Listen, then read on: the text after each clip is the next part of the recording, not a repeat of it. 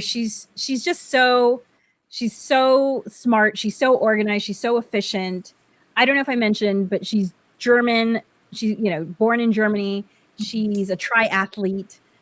So she just had all these great quips that I was just thinking to myself, this is comedy gold. And one of them, I feel like I should make a T-shirt and give it to her as a gift.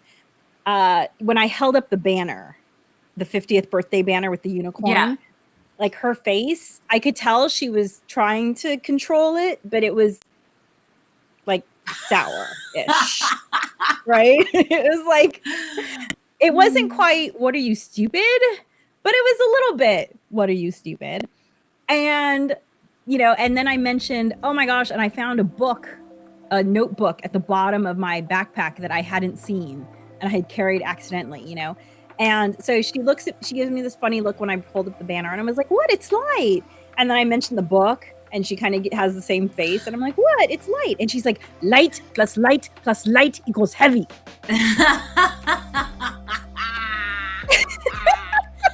I love Germans.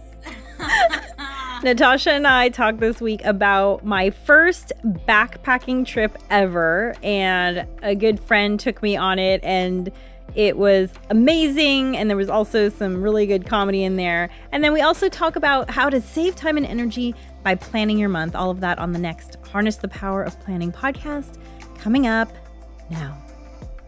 Hi, everyone. I'm Alegre. I'm Natasha.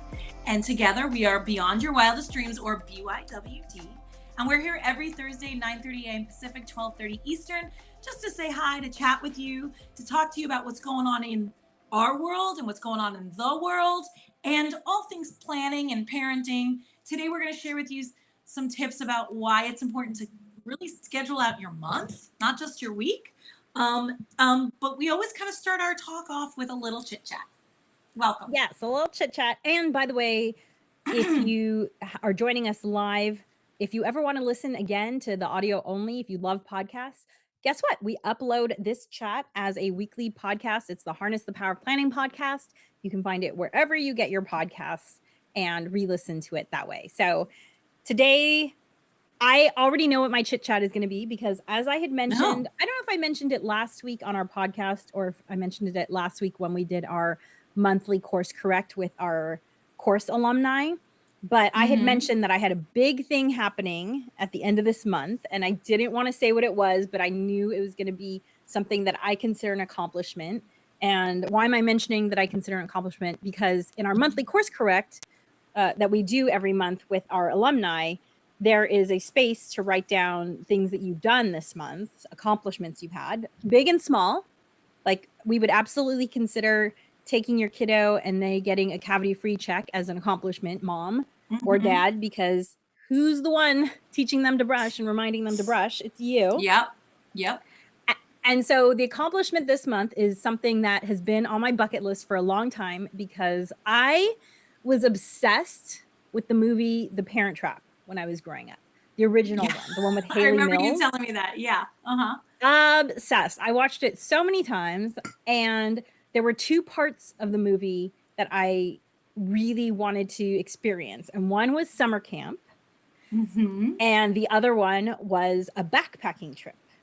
And so I never was sent to summer camp. And I'm not quite sure why. I need to ask my mom this because I'm definitely going to work this into my comedy, because she never sent me to summer camp as in like archery, horseback riding, kayaking. She always sent me to like academic camps, like typing camp and note-taking camp. And for real, there was a note-taking camp. What? So I guess, listen, girl, you got skills. I've never seen anybody type faster than Alegre in real life. Like, when she types, you think that it's like somebody just pretending on a keyboard. Like, it's so fast. I feel like such a sloth when I type. Like, when we co-work together, and she's just like, and I'm just like, so typing camp worked. Also, it did. I mean, like, you're a really good note taker. You're really good organized about your notes and stuff. So it worked. It worked. First of all, I didn't even know that was existed. So that's number one. I'm learning a lot today already that these things exist. Yes. And Although for now anyone it'd be who's like talk to wondering, text camp, I'm sure. right. Well, and for those who are wondering, I type like around 170 something words per minute. Guys, So 100 and I mean, like, seriously, that is crazy insane. I All do right, go think on. that the Sorry. 10 years of piano helped the dexterity too. So by the time I got to typing camp, I had already been keyboarding in some way for a long time. Yeah. So strong fingers. Sure. And so anyway, so for whatever reason, my parents refused to send me to summer camp. I only got to go to these academic ones. And this year, Natasha and I, our kiddos, did this program that culminated with a summer camp experience that was even located at the place where they shot the remake of The Parent Trap. So it was like, wild. woohoo! Yeah, my kids and I just watched it like a month or so ago because I was like, I just want to see. And you can, I mean, it's legit. It's like literally the camp they were in. They did the thing that was we saw the most was the main building. Main you know, room. like the like that general purpose room. Multi-purpose. Yeah. Yeah, exactly. So it was fun though. It was fun to see it, but it wasn't featured that much. But it was definitely where we went to summer camp, where we went to that camp back in May. It's definitely that spot for sure. So it definitely fulfilled something in my 10-year-old self to have that summer camp experience. Yeah, it was so cool. And for those of you who don't know, this year is my 50th birthday year. So a friend of mine had made this big banner for me that says 50th birthday Alegre and has a unicorn on it. And so fun. And it's super cute, but the environmentalist in me was like, oh my God, single-use banner. I can't take it. So to make myself feel less guilty about this banner, I've been taking it with me everywhere. So I took it up to the summer camp that Natasha and I went to, and I took a picture. And this weekend, I got to go backpacking, and I brought the banner as well. As you should, because this is really important. Like, she's like, I don't need a sleeping bag, but bring my banner. I need my unicorn banner. Yeah. Luckily, the banner is light. It was very light, right? It didn't take. It not very heavy. It was light, but so one of the reasons we went backpacking this weekend was because we were invited by a family who backpacks all the time. They backpack 3 times a year. The parents have been backpacking as adults for decades. And they invited us, and I said, oh, what better way to learn than to have my hand held by these people who have backpacked for decades. 100%. And thank God, because it is such a learning curve. Like the amount of things you have to think about. I mean, think about getting ready to leave the house for a regular trip. Like there's all the stuff you have to do in your house. But also now you have this limited space and you have to pack food and water filtration and clothing and first aid and all these things, right? And then like the food, you can't just pack any food. You want to pack the lightest food possible. So you have to dehydrate everything. And so I actually had to do some experimentation. I bought some chili from Trader Joe's, the canned chili. I do have a really old dehydrator that belonged to my mom. So it's probably 30 years old, 40 years old. And so I dehydrated some chili, and I dehydrated it for 8 hours, and it looked dry. And the test is you put it into a plastic bag and you see if it gets moldy. That's how you know you've dehydrated it enough or not. Right. Mine got moldy. And so I asked my friend, and she said, every dehydrator is different. If you have an old one, it might take longer. She said, I know my chili is done when it cracks like a cracker. And so that was my test. And so every couple hours I would like bend it. And I was surprised at how pliable 10-hour dehydrated chili is. It actually took 2 days. Holy moly. 2 days of dehydrating to get it to the cracker consistency all the way around. Okay. Wow. So there's a lot. And then we didn't own all the gear. We had about 2/3 of the gear because of my earthquake preparedness kits. But we didn't have some things. So we had to buy some things. And there's this trade-off between money and weight when it comes to backpacking. Right. Yes. So do you want to spend $500 on the 4-pound tent, or do you want to spend $100 on the 7-pound tent? And of course we're like, well, we don't know if we're ever going to do this again. So we're buying the $100 tent. Right. And then there are the things you don't think about. Like we have a little cook set that has a fold up knife, fork, spoon, and spork. Mm-hmm. We could have just taken the spork. Right. We never used the frying pan. Mm-hmm. So anyway, all of that to say is that our backpack was overweight. Our backpacks were overweight by 10 to 20 pounds. Each?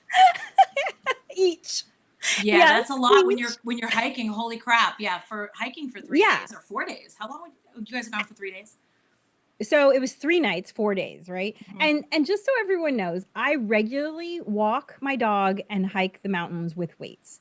I walk with about 15 pounds of weight when I'm doing a hike, and I'll walk with it. I vary it from day to day, but I'll walk with as much as 40 pounds of weights with my dog in the flats. Okay.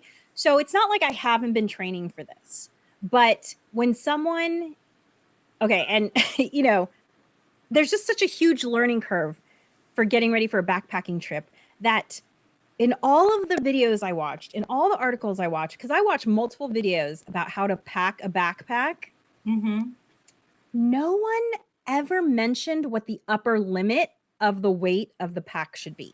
Okay. And they recommend 20%. So at 20%, I should have had a pack around 30 pounds. Okay. And my pack was probably 50. But if you hear about people in the military taking 60 to 70 pound packs. Those people, if they're in, they weigh a max of 200 pounds. So they're carrying more. So I think the 20% weight is for people who are not training actively with a pack, or, just maybe backpacking once a year. And so not in the shape.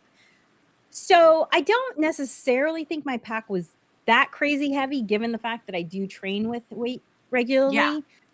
However, when you take into account the fact that you're walking for 3 miles at an almost continuous 30 to 50 degree grade.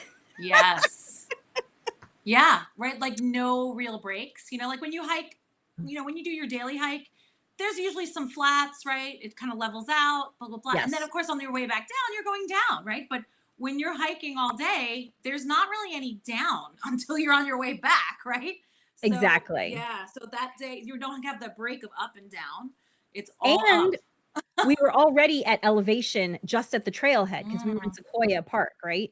So we're already at a certain elevation we're not used to. Right. So yeah. all So it's these already things, That the elevation thing is legit. We live at sea level. So like anytime we go to elevation, it's kind of like, oh boy. Yeah. My heart rate at the campsite never got below 85 beats per minute, just sitting.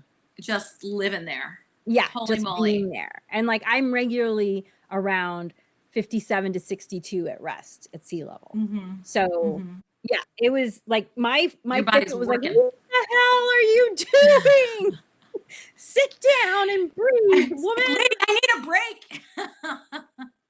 Yeah, but it was all worth it. We get there, it was all worth it.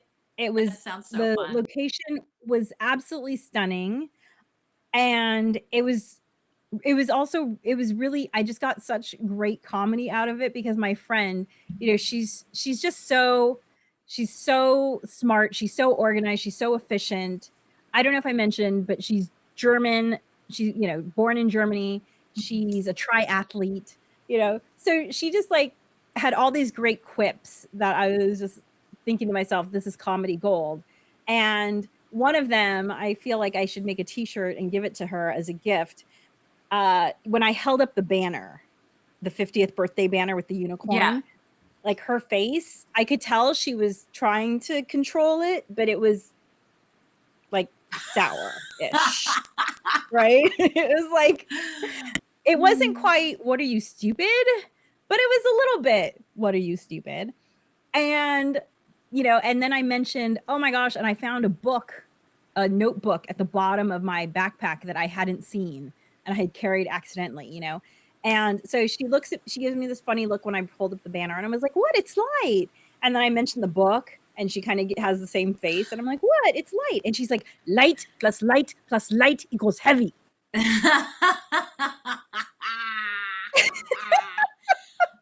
love Germans. Yeah. I can just imagine. That's fantastic. So it was an amazing experience. It was so fabulous. I have so much gratitude for my body because if you know my story, then you know that in my early 30s, I was actually bedridden for 3 months. And so I know that, you know, I was so happy that I could do this hike. And yeah, it was an amazing experience. The That things that you sounds can do. fantastic. Yeah, that's awesome. Great. I was wondering. I was super looking forward to hearing about your trip. That's awesome. That's really fantastic. Yeah, backpacking. So it's 3 miles. You said it was 3 miles in, or was there more? Did you go 3 miles a day going in, or Oh, how well, did I mean, you go? this story can get really long because it was a Okay, 17-mile loop, gotcha. and Okay. and the next day, so I barely slept that first night. I only got 3.5 hours sleep because every sleep cycle, so every 90 minutes, you're going through a sleep Mhm. cycle, and you always wake up, but you don't usually remember it because usually you fall right back to sleep. However, every 90 minutes, I'd wake up with a cramp that was keeping me awake. And then eventually my exhaustion would overwhelm the pain and I'd fall back asleep. And then 90 minutes later, another cramp. And then, Mhm. you know, Yeah. so I only got 3.5 hours sleep that Mhm. night. And so I was probably a little dehydrated as well as just like massive lactic acid buildup in my body Yeah. and maybe a little undernourished as well. And that morning, as we're packing, I'm sitting on the tent and my thigh is cramping. My hands and thumbs are cramping as I try to stuff things. And I turned to my husband and I said, I think we should stay here. I think my body just needs to like Mhm. come back to balance. I need Yeah. to like fuel up and hydrate like crazy and just rest. And so we told them, hey, we're just going to hang out here. Uh You huh. know, maybe we'll meet you up because they were going to go the long way, and I said, maybe if we stay here a night and then we can go back the short way and meet you somewhere in The the other. middle Yeah. sort of thing. Hmm. But I also said to them, it all depends on how I feel. Like, I don't think I should hike with any cramps happening in my body, Yeah, because it could especially get worse, uphill. right? Yeah. Hmm. So I said, I felt confident we could get back to our car because it was almost all downhill. And, you know, it had been 3 hours up. So it was probably going to be 2 or less down. And I said, you know, we'll see. And we decided that given that it was a holiday weekend, given how exhausted we were, given that we had you know, 2 hours out of the park, 5 hours back home drive ahead of us after whatever hike we do, we're like, let's just cut it short. So we ended up only staying 2 nights, Hmm. but it was a wonderful experience. We're already looking forward to planning another one. That sounds so Maybe, fun. maybe a little closer to home. Uh huh. Yeah, because And that's a long trek just to get there, right? just to get So there, yeah. So do you have a 7 hour car ride and then start hiking? basically, yeah. Yeah, yeah, that's a lot. Yeah. Sometimes a 7 hour car ride, I'm like, woo, exhausted. Yeah. I'm ready to take a nap. And you're hiking at the hottest part of the day, right? That 2 o'clock time. Mm-hmm. And then Mm-hmm. the other thing too was it was just me and my husband carrying stuff, but our dog was accompanying us. Our Oh, child gotcha. our child ended up not coming for health reasons. She ended up staying behind. Thank God she did Mm-hmm. because I don't think she would have enjoyed it. But the Yeah. family we were with, you don't think about how much. So there were 5 of them, right? And their 3 kids are Oh, younger than our kids. But if each kid is carrying 5 pounds of something, yeah, you're like, oh, that could really disperse the for weight. sure. Oh, yeah, absolutely. So I think if our child had come in some ways, it would have been easier because she's like Yeah. almost a full grown adult and could have carried something. But yeah, You didn't strap so we're anything on the looking forward to it. dog? Yes, our You did? dog Okay, good. carried her own food. She has little Good. saddlebags, Fantastic. As it should be. as it should be. Everyone commented on it. She was literally the only dog on the trail with a backpack. Every person who passed us with a dog was like, I need to get one of those. Yeah, And let them carry their own food for real, right? Food's heavy, right? So, yeah, and their not as food is heavy as already water. right. No, water's super heavy. Yeah. 2.2 pounds per liter. I now know. Hmm. Yeah, 2.2 pounds per liter. Wow. Wow. Yeah. Yeah. I've always And I known that drank 2 water's heavy. liters on the way up, Yeah, I but I believe it. only drank 3/4 of a liter on the way down. Ah, So But yeah, lots of fun first. I got to use a camp stove for the first time. I got to drink water from a lake for the first time. It was filtered. Yeah. So, that was interesting. Like, okay, here we go. Here we go. drinking lake water. Yay. I will take all of the blessings I can take from all places. Yeah, you bless that water like nice and clean and crystallized. Yes. And, first time having to dig a hole for, using the bathroom. You didn't have to carry it out. That's nice. No, you don't have to carry it out, but there are lots of rules. Like you have to be 100 feet from the trail or the campsite. Mm-hmm. You need to be downhill from the lake. If there are any creeks, you need to be 100 feet away from the creeks, and there are lots of dry creeks. Oh, gotcha. So you have to really own hike. Just going to the bathroom. Yeah. And then you have to dig a hole 8 inches deep, which, hey, that's the really great thing about having a dog with you. The minute you start digging, she was like, oh no way. Dig. Woohoo! Yeah. She was like, dig. That's great. So, our dog was definitely earning her keep. I was going to say, she must have loved it. She must have had a blast. She had a blast, and that dog has so much energy. She probably was like, come on, let's go, Yeah. Well, she's so friendly, and so people were just having so much fun meeting her, and that's so fun. It was great. So great. Super fun. And oh my gosh, now we're 20 minutes in, so I feel like we should get to our topic, but I want to hear what's going on with you. I had the opposite weekend. I had a friend because she's leaving town, and my birthday's coming up soon, and so she's like, I want to take you out for your birthday. So she's gifted me with a massage, and she and I moved to Los Angeles together 20 something years ago. Oh, wow. So we kind of like we just had like a kind of, and she's leaving to go back to where we started back in Boston. And so we kind of did like a little nostalgia tour of our old haunts and stuff. I mean, just driving by, we didn't like go into any of these clubs. And then she took me out to dinner. We just had a really great time. It was so nice to hang out with her and just have like a whole evening. A lot of times when we've hung out, I'm like, oh, I got to get back and do something with the kids. And it was just like, it was, the kids are at that age and my husband's at that age where it's kind of like, bye guys. I said to my husband, I was like, maybe I'll see you in the morning. I don't really know. Bye. We just had a really, really lovely time. And we went apple picking on Labor Day. That's kind of become a family tradition. It's stupid hot in Southern California to go apple picking this early, but because that's the case, it's not the nearest apple picking is like an hour and a half away. Right. And it's usually swamped later in the fall. So when we go on Labor Day, it was hot. We were sweating while we were picking apples, but I was like, we are going to have a fall experience, because being from back east, and spending a lot of time in New England, like this time of year is like, oh, apple picking and apple cider donuts and apple cider and all that stuff. So I was like, we are going to have fall if it kills us. And so it's been, we actually have a lot of fun. It's really, it's very quaint and cute where we go, and we have a lovely time. And that was our weekend, and I'm just getting ready for next week. Starting Wednesday, I go on a silent 10-day meditation retreat. And most people are telling me that I'm crazy or that they could never do it, but you'd be surprised. You could do it out there. I'm so excited for you. So anyone who's watching or listening, Natasha won't be with us the next 2 weeks, but I do have topics planned out. I thought that next week, since I'm going to be by myself, I'm going to do my entire skincare as self-care routine. I'm going to watch that when I come back on camera. And I can talk you through all the components, why I do it, and why it's self-care. So that's what I'm going to do next week. And then the week after, I'm going to talk about emergency preparedness, since it's been fresh on my mind with all the stuff that I packed in my backpack. So those going to be the topics the next 2 weeks. Join me for that. I can't wait to watch both of those when I get back. I'm serious. Appointment viewing. I've heard about your skincare piecemeal throughout the years, but it'd be nice to see the whole routine. It's like be a little fly on the wall in your bedroom. The whole shebang, yeah. So I'm just gonna have to bring everything right here and do it here. That's fun. And so our topic this week is saving time and energy by planning your month. And when we talk about planning your month, we are talking about using a physical planner. So let me just show you, like here's October.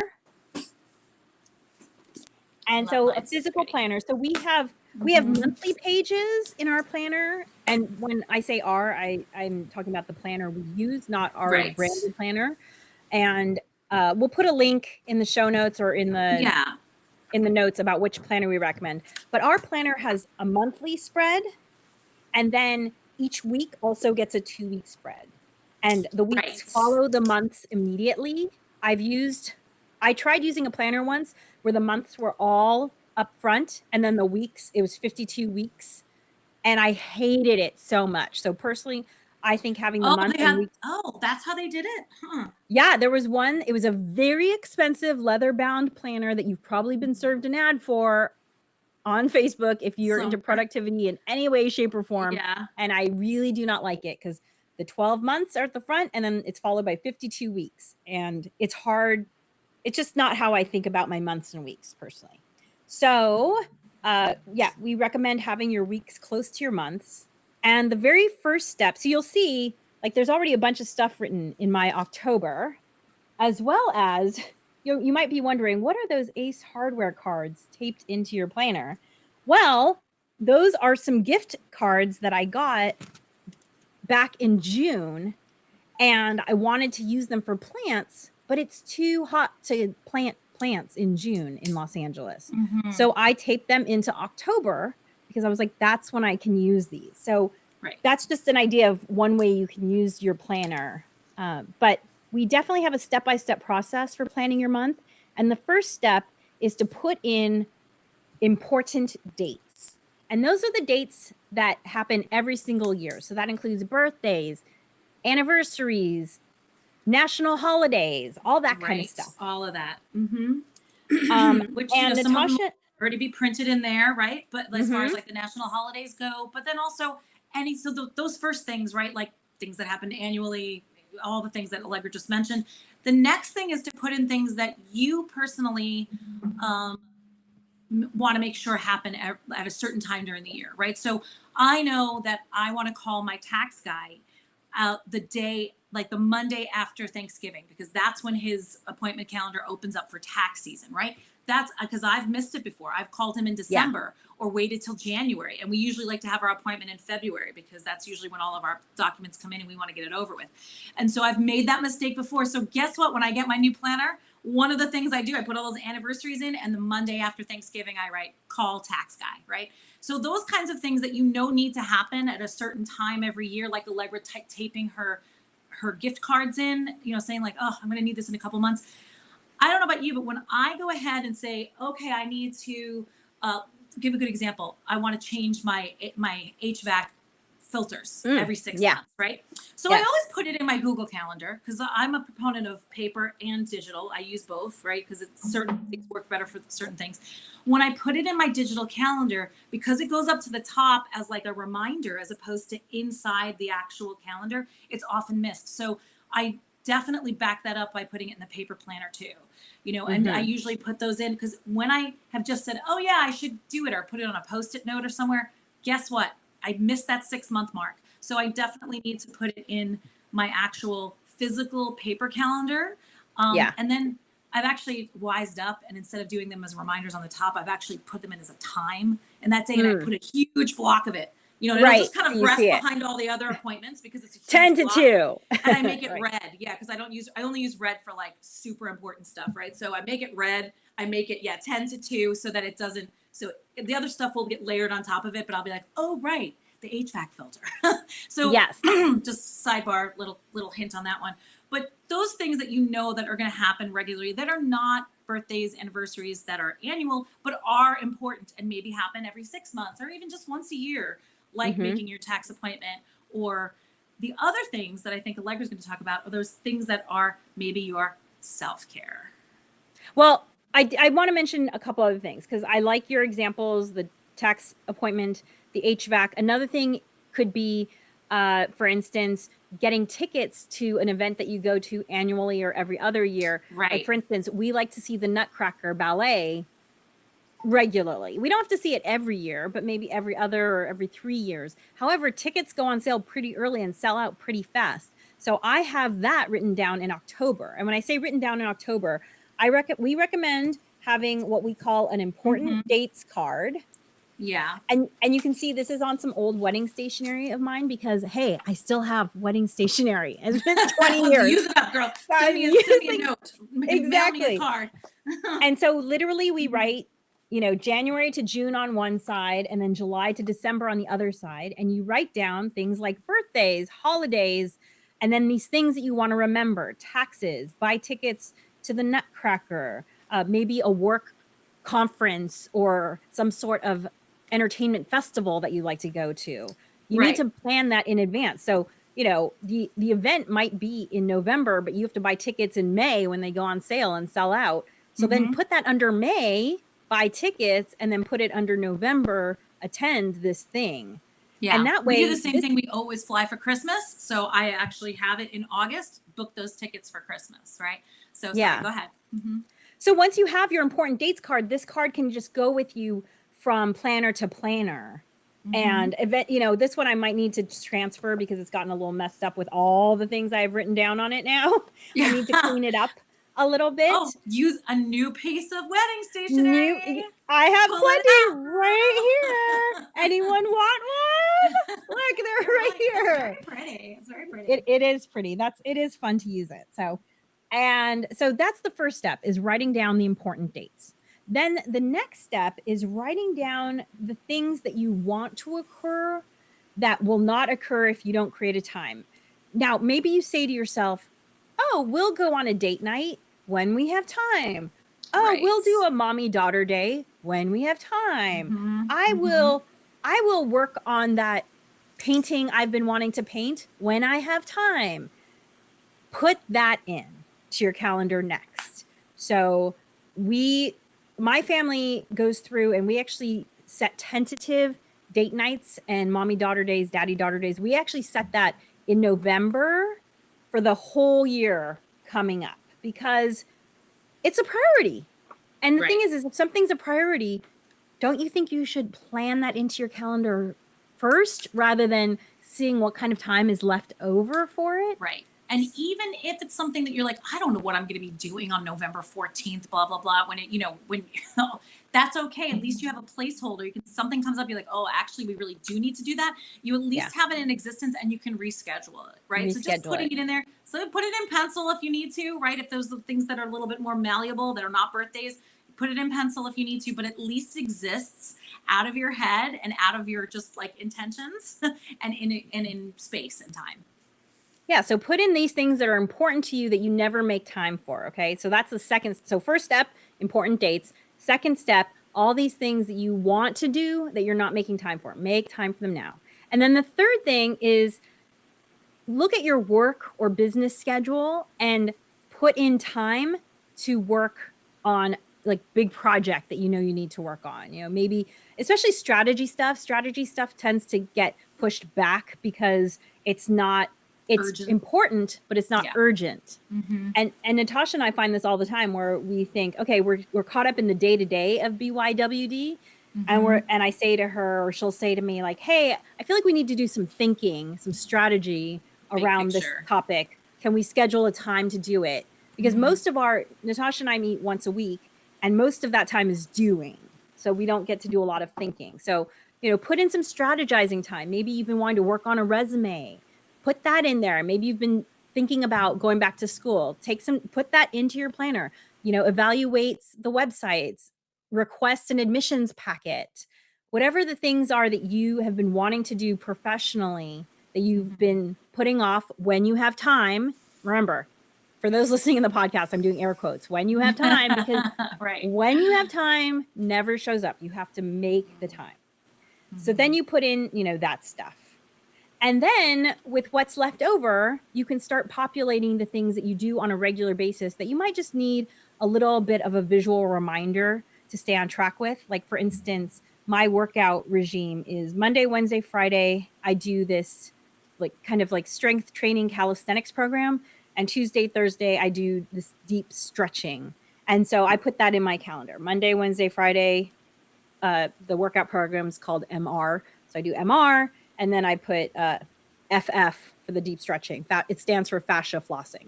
So I put that into my calendar to just remind me like, hey, okay, great. I'm taking care of myself right? Here's some of the What am I up to self-care. today? Mm-hmm. Yeah, absolutely.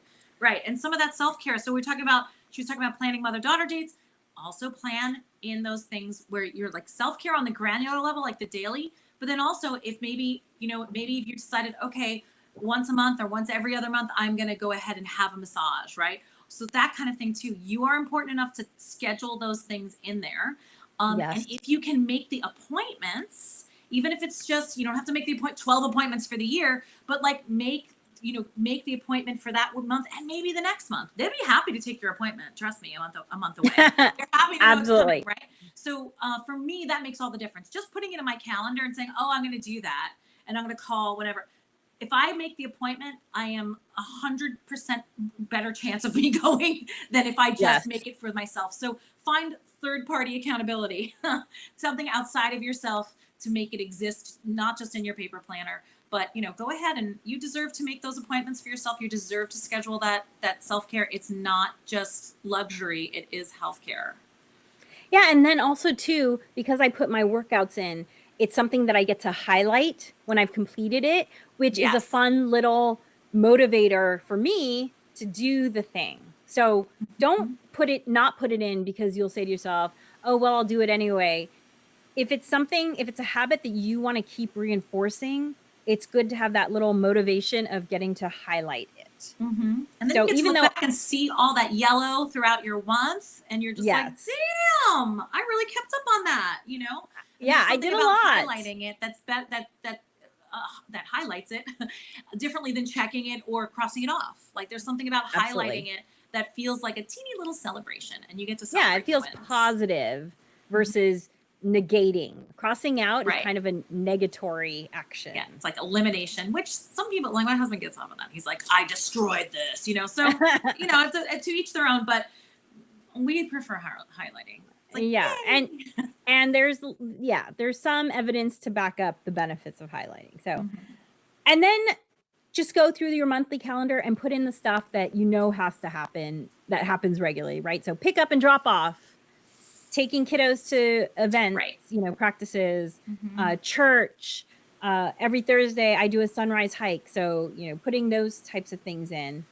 And the act of spending some time planning, you will find that if you do this regularly, I know if you don't do any of this, it probably sounds overwhelming.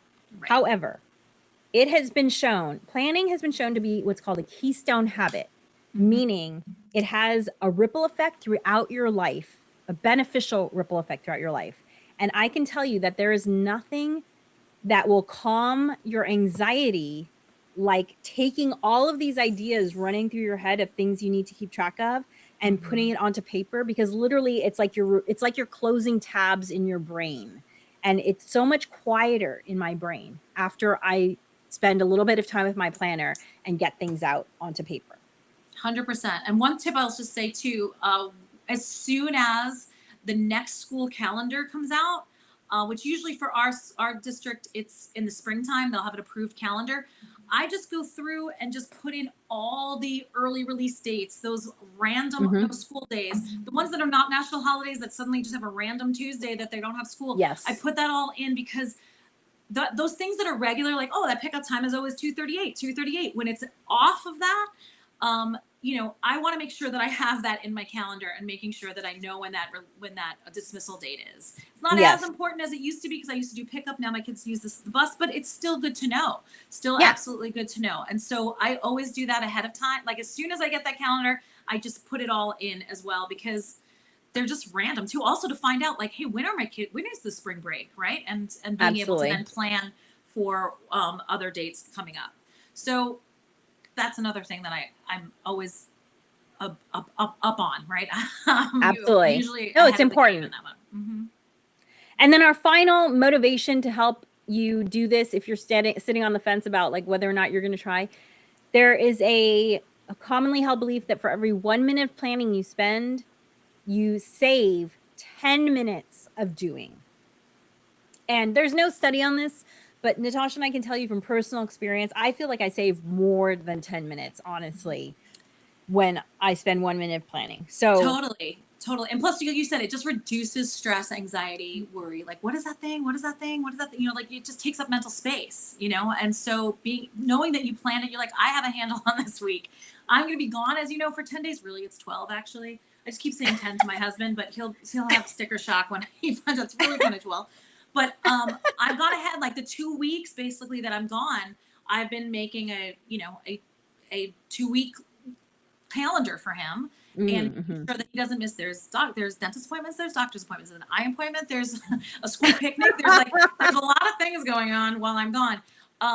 But you know, I'm gonna try and set him up for success. But that kind of thing, just making sure, like, I know that I've looked ahead and helped him out, helped myself out, and that helps. Yes. I'm talking about a 2-week period, but it's the same for your month, for you and your peace of mind. So I think when Natasha gets back, we will do as a live chat / podcast topic, saving time and energy by planning your week, because that's a slightly different way of thinking about your planner. But hey, start with your month, and we'd love to hear your comments. If you're watching the recorded version of this or the podcast version, put your comments wherever you are watching or listening. We will see them. We will respond to them. Dream wild, wild dreamer. Thanks for joining us for the Harness the Power of Planning podcast. Be sure to like and subscribe wherever you listen.